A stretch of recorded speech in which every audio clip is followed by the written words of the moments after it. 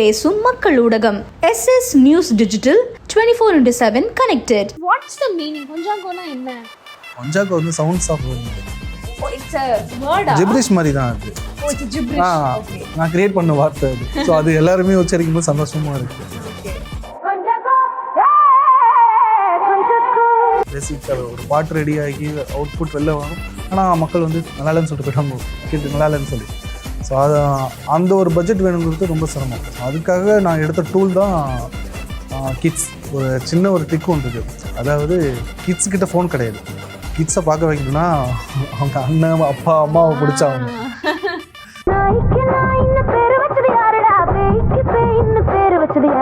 Play பண்ணணும் நாய்க்கு நாயின்னு பேர் வச்சது யாருடா அப்படி கட் பண்ணாம மியூசிக்ல இருந்து போட்டுருந்தேன். பார்த்தேன் ஃபுல்லா வந்து ஸ்டோரிக்குள்ள போற மாதிரி ஜூம் அவுட் வந்து ஜூம் இப்படி தான் இருந்தது. நான் அந்த வீடியோ கட் பண்ண மாட்டேன். அதை கட் பண்ணி போட்டுட்டு படுத்து தூங்கிட்டேன். காலையில் எழுந்திரிச்சு பார்த்தேன், செம ஷாக்கு எனக்கு. 245K போயிருந்தது. எடுத்ததுமே நாயின்னு வைக்கிறிய பேயின்னு வைக்கிறீங்க. நான் வந்து ஃபோக்கஸ் பண்ணது கிட்ஸுக்கு. நிறைய பேர் திட்டிகிட்டு இருக்கிறாங்க.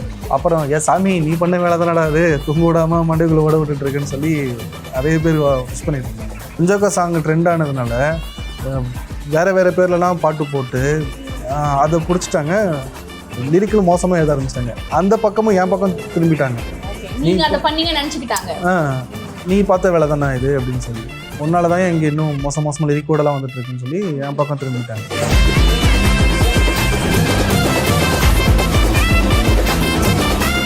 You're watching SS Music with me, Madhu. So இன்னைக்கு வந்து நம்ம கூட ஒரு கெஸ்ட் இருக்காங்க. ஸோ அவங்களுக்கு இன்ட்ரோ கொடுக்கறதுக்கு முன்னாடி எனக்கு தெரிஞ்சு இந்த பாட்டை எல்லாருமே பாடிட்டு இருப்பீங்க. இப்போ எங்கேயாவது இன்ஸ்டால பார்த்துட்டு அதை வந்து லைக் மைண்ட்ல ஓடிக்கிட்டே இருக்கும் அப்படின்னா வந்து கொஞ்சாங்கோ சாங் வந்து ஓடிக்கிட்டே இருக்கு.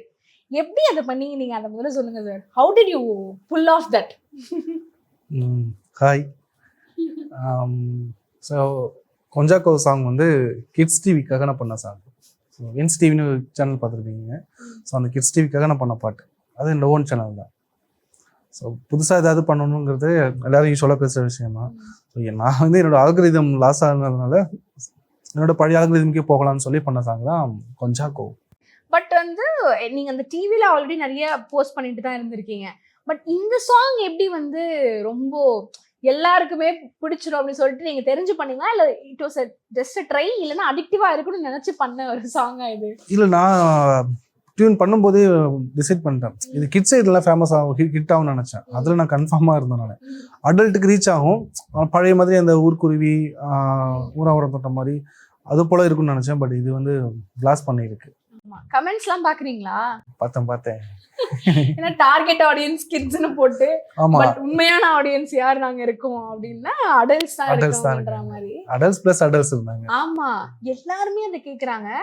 அண்ட் முக்கியமா ஒரு விஷயம் சொல்லணும்னா, இப்பெல்லாம் வந்து முன்னாடி ஒரு 20-50 இயர்ஸ் பேக் போனா ஃபோனே பார்த்து விட்ட மாட்டாங்க. டிவி அந்த மாதிரி ஏதாவது ஒரு விஷயங்கள் போட்டு குழந்தைங்களுக்கு பண்றதா இருக்கட்டும். அதுக்கப்புறம் யூடியூப் கொஞ்சம் கொஞ்சமா வந்தது. யூடியூப்ல இருக்கிற அந்த வீடியோஸ், இப்ப ஷார்ட்ஸ் இன்ஸ்டாக்கு வந்துருச்சு. ஸோ அந்த ஷார்ட்ஸ் ஸ்க்ரோல் பண்ணிட்டு அந்த அடிக்டிவா இருக்கிற அந்த இது வந்து வந்துருச்சு. ஸோ உங்களோட டார்கெட் ஆடியன்ஸ் நீங்க கிட்ஸ்ன்னு வச்சு எடுக்கிறப்போ இப்போ எல்லாருமே அதை கேட்குறாங்க. அண்ட் கிட்ஸுமே எப்படி ரெஸ்பான்ஸ் வருது உங்களுக்கு? இல்லை, இதில் வந்து ஒரு சின்ன ஒரு ட்ரிக் ஒன்று இருக்குது. அதாவது கிட்ஸ் கிட்ட ஃபோன் கிடையாது. கிட்ஸை பார்க்க வைக்கணும்னா அவங்க அண்ணன் அப்பா அம்மாவை பிடிச்சாங்க. அதனால என் டார்கெட் வந்து அவங்க பேருக்கு தான் கிட்ஸாக இருக்கும். நான் அவங்கள பிடிச்சேன்னா அவங்க ஆட்டோமேட்டிக்காக கிட்ஸை பிடிச்சிருவாங்கன்னு சொல்லிட்டு அது பிளான்ட்டு தான் அது. ஓகே.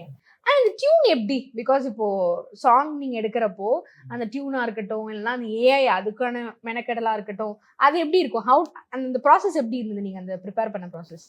டியூன் எல்லாரும் கேட்டது வந்து எல்லாருக்கும் ஒரே வைப் தான் போயிருக்கு. மண்டக்குள்ள ஒடிக்கி இருக்கிற வைப் மட்டும் தான் ஓடிட்டு இருக்கு. அதுக்கு மெயின் ரீசன் வந்து பேசிக்காக நான் மெலடி ஸ்ட்ராங் பண்ணேன் அந்த இடத்துல. அதுதான் அங்கே வேல்யூவாக இருந்தது. பாட்டு பாடும்பொழுது யார் பண்ணலாம், நீங்கள் ப்ரோ எல்லாரும் யார் பண்ணாலுமே பேசுகிற மொழியிலே பண்ண உட்காந்துருப்போம். இப்படியே தான் இருக்கணும். அதுக்காக நான் மெனக்கெட்டு போய் ட்ரை பண்ணி எடுத்து பாடக்கூடாது. ஸோ அதனால அந்த மாதிரி டியூன் கம்போஸ் பண்ணோம்னாலே ஸ்ட்ராங் மெலடி பண்ணாலே போதும். மெயினாக மெலடி ரொம்ப ஸ்ட்ராங்காக இருக்கணும், பேஸ்மெண்ட். அந்த AI how to you do it? ஏன்னா இப்போ ஏஐல இருக்கிறப்போ நிறைய பேர் இப்போ ஏஐ தான் பீக்ல இருக்கு. பீட் இன்ஸ்டாகிராம்ல திறந்தாலே நமக்கு நிறைய ஏஐ வீடியோஸ், அதுலயே ஸ்டோரிஸ் இருக்கு. அதை வந்து பாக்குறாங்க. இட்ஸ் நாட் லைக் அதுக்கு வியூஸ் போக மாட்டேங்குதுன்னு கிடையாது, செம்மையா வியூஸ் போகுது. ஸோ ஏஐ இல்ல பண்ணலாம் அப்படின்ற முடிவு எப்படி? ஏஐ பக்கம் போனதுக்கான காரணம், நான் ஸ்டார்ட் பண்ண ஜேர்னியில் வந்து மியூசிக் கம்போசராக நான் ஸ்டார்ட் பண்ணது.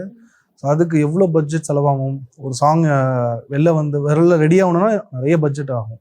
ஸோ அதுக்கான ப்ரொடக்ஷன் சப்போர்ட் பண்ணணும், ப்ரொடியூசர் சப்போர்ட் பண்ணணும், அதெல்லாம் கிடைக்கிறது ரொம்ப சிரமம். ஒரு ஸ்டுடியோ ரெண்ட்லேருந்து உங்களுக்கு தெரியும், பேசிக்காக ஒரு பாட்டு ரெடி ஆகி அவுட்புட் வெளில வரும், ஆனால் மக்கள் வந்து நல்லா இல்லைன்னு சொல்லிட்டு போயிட்டாங்க, கேட்டு நல்லா இல்லைன்னு சொல்லி. ஸோ அது அந்த ஒரு பட்ஜெட் வேணுங்கிறது ரொம்ப சிரமம். ஸோ அதுக்காக நான் எடுத்த டூல் தான் கிட்ஸ். ஸோ கிட்ஸுக்கு வந்து சொல்ல போனால் அங்கே யாரும் போக முடியாது, தனி பேரடைஸ். சொல்ல போனீங்கன்னா கிட்ஸ் உலகம் வந்து தனி உலகம். நீங்கள் இது வந்து சப்ஸ்கிரைப் பண்ணலாம், பெல் பட்டன் கிடையாது, லைக் பண்ணலாம், கமெண்ட் பண்ண முடியாது. ஸோ நீங்கள் என்னை சப்ஸ்கிரைப் பண்ணாலுமே நோட்டிஃபிகேஷன் எனக்கு வருமா அப்படின்னு சொல்லிக்கிட்டிங்கன்னா அது வந்து கிட்ஸு உள்ளவங்களுக்கு மட்டும்தான் வரும். அல்கரிதம் அந்த மாதிரி அல்கரிதம் நிறைய டிஃபிகல்ட்லாம் இருக்குது அந்த ஒரு விஷயத்தில். ஸோ அதனால நான் என்ன பண்ணேன், அந்த ஏஐ ஏன் கையில் எடுத்தேன் அப்படின்னா, சொல்லப்போனால் அனிமேஷன்ஸ் பண்ணணும், ரொம்ப பட்ஜெட் செலவாகும். ஓப்பனாக அதுதான் பட்ஜெட் ஃப்ரெண்ட்லியாக இருந்தது. நான் என்னெல்லாம் நினைச்சனோ, இன்னும் கற்பனைக்கு அப்பாற்பட்ட உலகம்லாம் நான் பின்னாடி பண்ணி வச்சுருக்கேன். அது 1 by 1 ரிலீஸ் ஆகும். ஸோ அந்த ரேஞ்சுக்கு என்னெல்லாம் பண்ண முடியுமோ அதை நான் எல்லாத்தையும் பண்ணிகிட்ருக்கேன். அதுக்கு யூஸ் பண்ண டூல் தான் ஏஐ. பட்ஜெட் ஃப்ரெண்ட்லியாக இருக்குது, நினைக்கிறத கொண்டு வர முடியுது, ஆனால் அந்த கஷ்டமும் இருக்குது. அண்ட் லிரிக்ஸ் எல்லாமே நீங்க தான் நான் லிரிக்ஸ் பாடி எடுத்தீங்களா? அது நான் பாடிட்டேன். ஓகே, பாடி ஏஐல மாறிடும். அது என்ன கன்வெர்ட் பண்ணேன். ஏன்னா அது வந்து கிட்ஸுக்காக பண்ணேன். என்னோட ப்ரொஃபஷனல் மியூசிக்ல, என்னோட ஓன் கம்போசிஷன்ல, ஃபியூச்சர் ஃபிலிம்லாம் நான் அதெல்லாம் யூஸ் பண்ண மாட்டேன். ஸோ நான் இது வந்து கிட்ஸுக்காக, கிட்ஸ் வந்து இது எந்த பிளேபேக் சிங்கர் பாடுறாங்கன்னு கேட்க போறது கிடையாது. அந்த வாய்ஸ் நல்லா இருக்கு, ஆக்சுவலி நல்லா இருக்குங்களா? அந்த வாய்ஸ் உண்மையாலுமே நல்லா இருக்கு. ஏன்னா அது நீங்க சொல்ற மாதிரி அந்த வாய்ஸ் அண்ட் டியூன் ரெண்டுமே அடிக்டிவா இருந்தாதான் நம்ம வந்து அதை திரும்ப திரும்ப கேட்போம் இல்ல? எஸ். ஸோ அந்த லிரிக்ஸ் வந்து நீங்க எப்படி, ஹவு டிட் யூ? நீங்க எல்லாம் யோசிச்ச மாதிரி நானும் யோசிச்சேன், சின்ன வயசுல யோசிச்சதுதான். கிட்ஸை பிடிக்கணும் அப்படின்னா கிட்ஸுக்கு வந்து கொஸ்டின் கேட்டுட்டே இருப்பாங்க. ஆமா, அவங்களுக்கு நான் போய் கவிதை நயமா கொடுத்தோம்னா கேட்க மாட்டாங்க.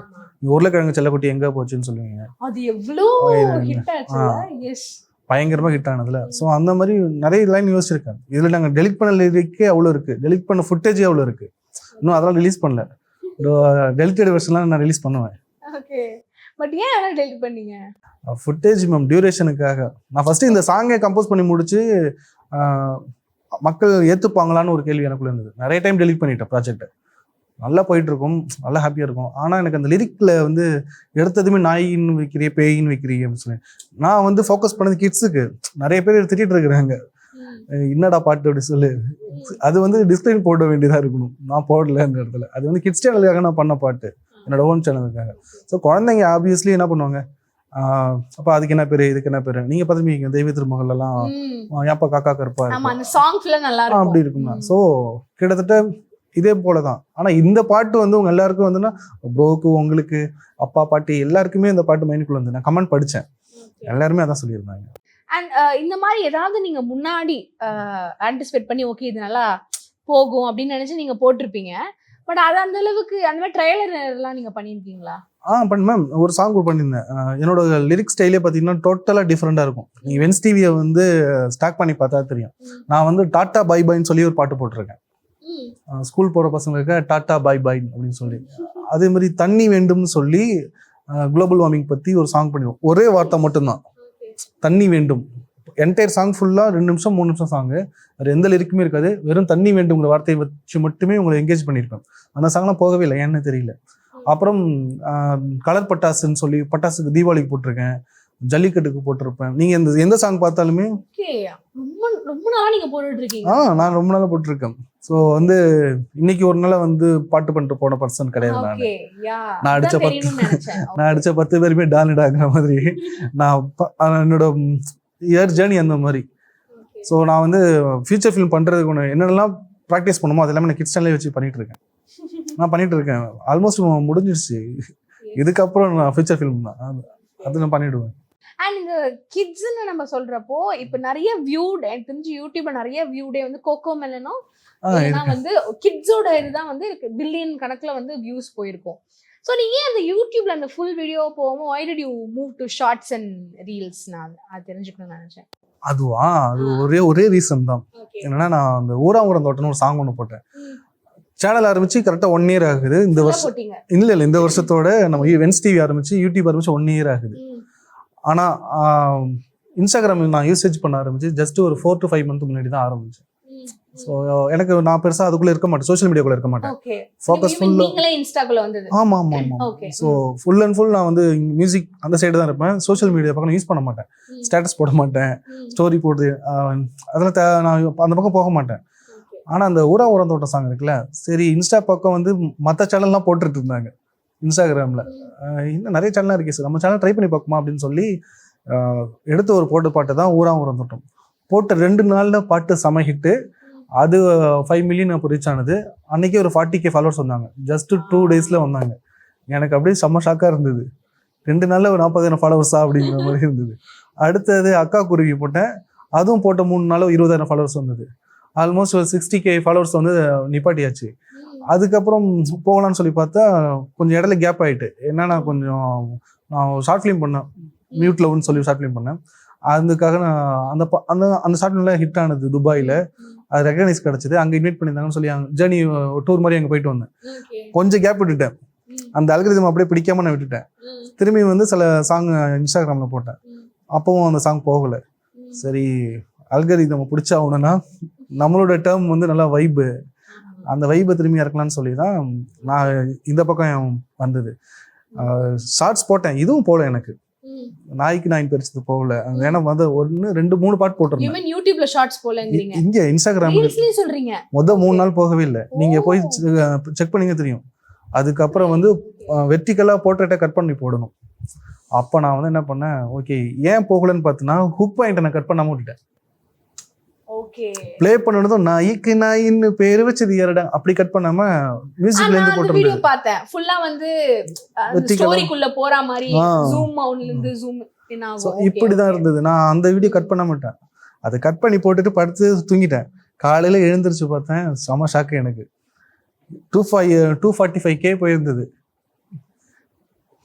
எங்கேயோ போயிடுச்சு. இதுக்கப்புறம் நிப்பாட்ட முடியாதுன்னு தெரிஞ்சு போயிடுச்சு. ஆனா இந்த அளவுக்கு நிப்பாட்ட முடியாம போகுமோன்னு தெரியல. பட் அதுல இருந்து நிறைய ஃபாலோவர்ஸா இருக்கட்டும் 100K reach ma'am. Okay just இப்போ 5 daysக்குள்ள ஒரு 50K வந்துட்டாங்க நினைக்கிறேன்.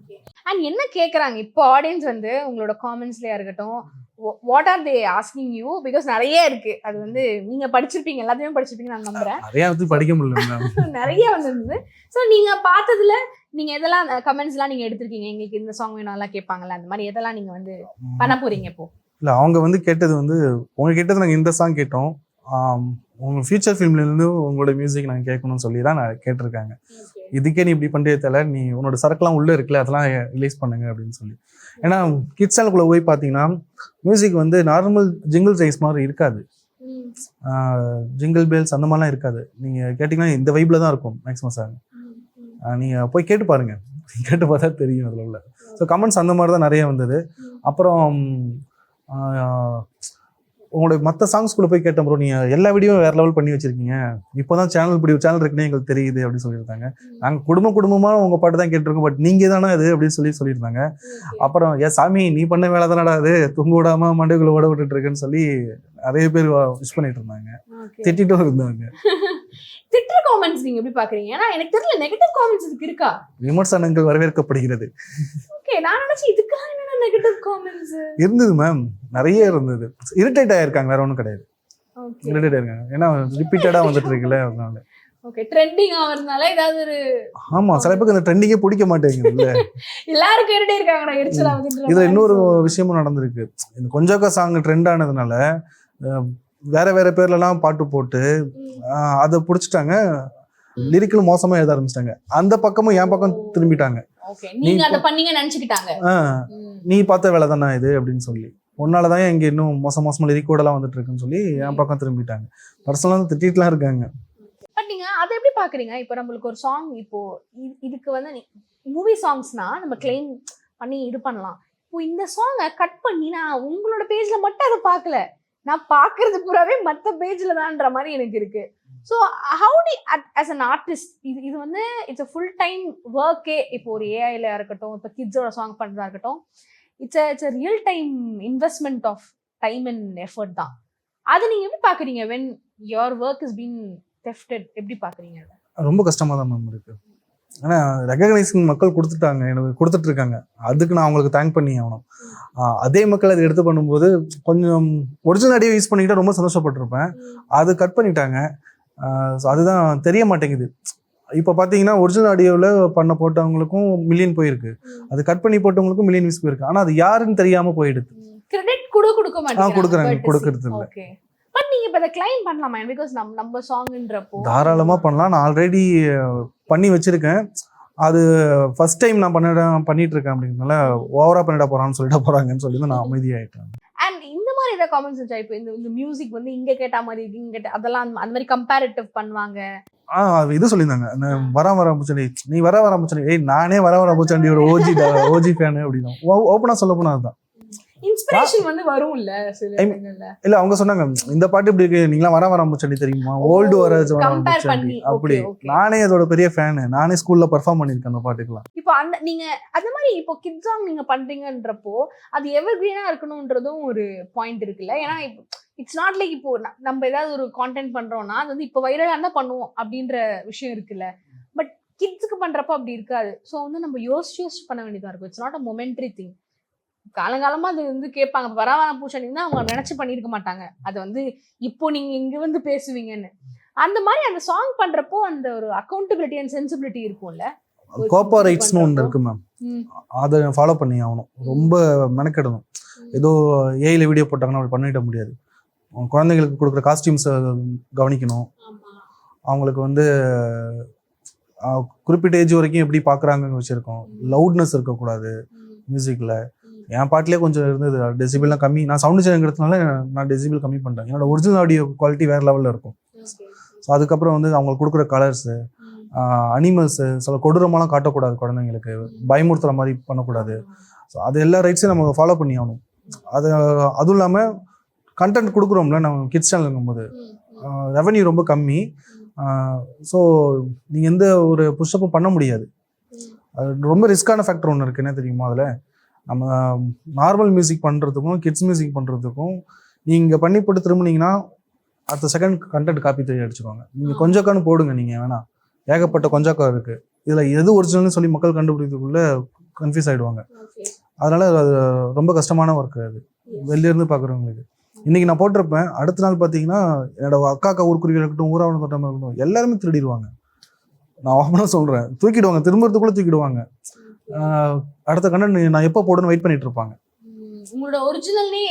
ஒரிஜினல்லே போட்டுருவாங்க. ஆமாம், இது யார் தான் பண்ணா அப்படிங்கிற மாதிரி. ஏன்னா நீங்கள் வந்து இப்போ டிசியோட சாங்ஸ் எடுத்து போட்டிருக்கீங்க, அப்படி கருப்பு படத்தை போட்டிங்கன்னா அந்த மாதிரி நீங்கள் எங்கேயும் பார்க்க முடியாது. அது ஒன்று மட்டும் தான் இருக்கும். ஸோ அது ஐவிஆர்எஸ்க்கு கீழே வந்துடும். நான் அடுத்த ஐவிஆர்எஸ் தெரியும், ஆனால் இங்கே தெரியாது. ஆனால் இங்கே நான் பயங்கர ஸ்ட்ரகிளில் இருப்பேன். And what's the meaning? கொஞ்சாங்கோனா என்ன? கொஞ்சாங்கோ வந்து sounds of word ma'am. Oh, it's a word. Gibberish மாதிரி தான் அது. Oh, it's gibberish. ஓகே. நான் கிரியேட் பண்ண வார்த்தை அது. சோ அது எல்லாரும் உச்சரிக்கும் போது சந்தோஷமா இருக்கு. ஓகே. ஏன்னா அந்த டேர்ம் நீங்க எப்படி வந்து எடுத்தீங்க? பிகாஸ் அந்த சாங்குக்கும் நீங்க அந்த பொசிஷன் பண்ணிருக்கீங்கன்ற மாதிரி இருந்தா அது என்ன வேணா வச்சிருக்கலாம் அந்த இடத்துல. ஏன் அந்த வார்த்தையை வச்சீங்க? டியூன் பண்ணுவோம்ல, எப்பவுமே ஒரு பாட்டுக்கு ஹுக் இருக்கும் மேம். நீங்க எந்த பாட்டு ஹம்மிங் பண்ணாலும் அது ஒரு ஹுக் இருக்கும். இதுல வந்து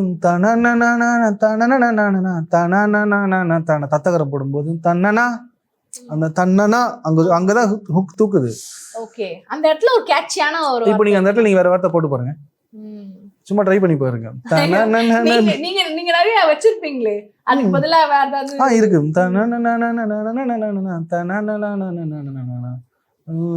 தன்னனா அந்த இடத்துல வந்து Junglee something catchy for kids. அதுதான் நீங்க யோசிச்சீங்க. வார்த்தைகள் வந்து தமிழ் வார்த்தையில இலக்கணங்கள் ரொம்ப நான் பார்ப்பேன்.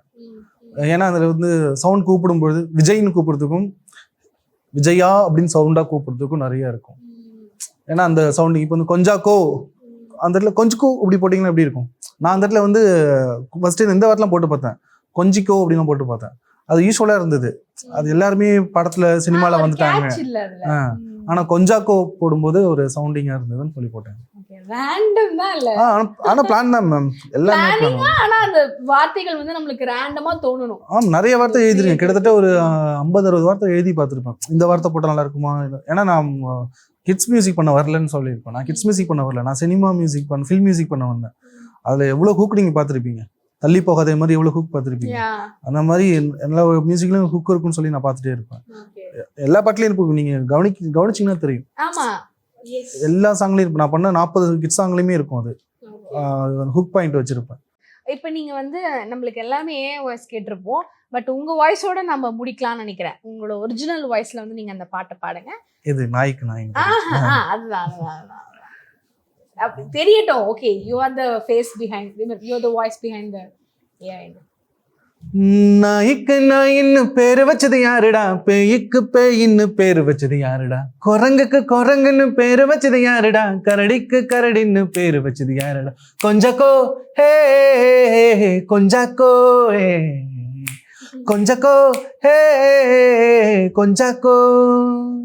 அப்படியே ரொம்ப கான்ட்ராஸ்டா இருக்குல்ல, பட் அந்த பிட்ச் எல்லாமே வந்து சேம் மேட்ச் ஆகுது. சேம் பட் அந்த வாய்ஸ் மட்டும் எஸ் நான் அது கிட்ஸுக்காக போட்டது இல்ல, குழந்தைங்களை பிடிக்கணும், குழந்தைக்கு வாய்ஸ்க்கு ஏற்ற மாதிரி தான் போடும். கரெக்ட். எஸ். அண்ட் நிறைய நீங்க எல்லா பாட்டுமே அப்படிதான் பண்ணியிருக்கேன் நான். அந்த எல்லா சாங்குமே அப்படிதான் இருக்கும். ஸோ வந்து படங்கள் பண்ண போறேன்னு நீங்க சொல்லியிருந்தீங்க. ஸோ ஃபியூச்சர் பிளான்ஸ் என்ன ப்ராஜெக்ட்ஸ் பண்றீங்க?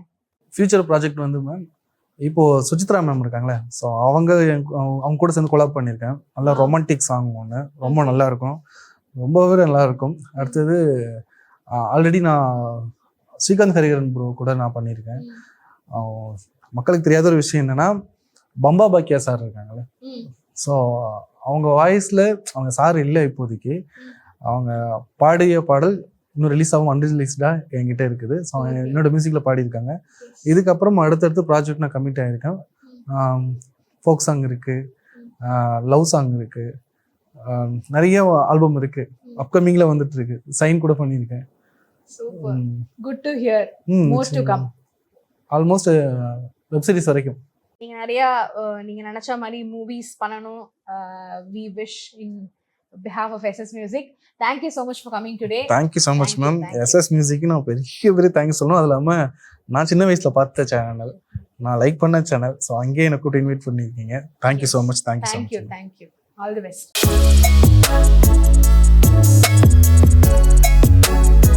உண்மை பேசும் மக்கள் ஊடகம் SS நியூஸ் டிஜிட்டல் 24/7 கனெக்டட்.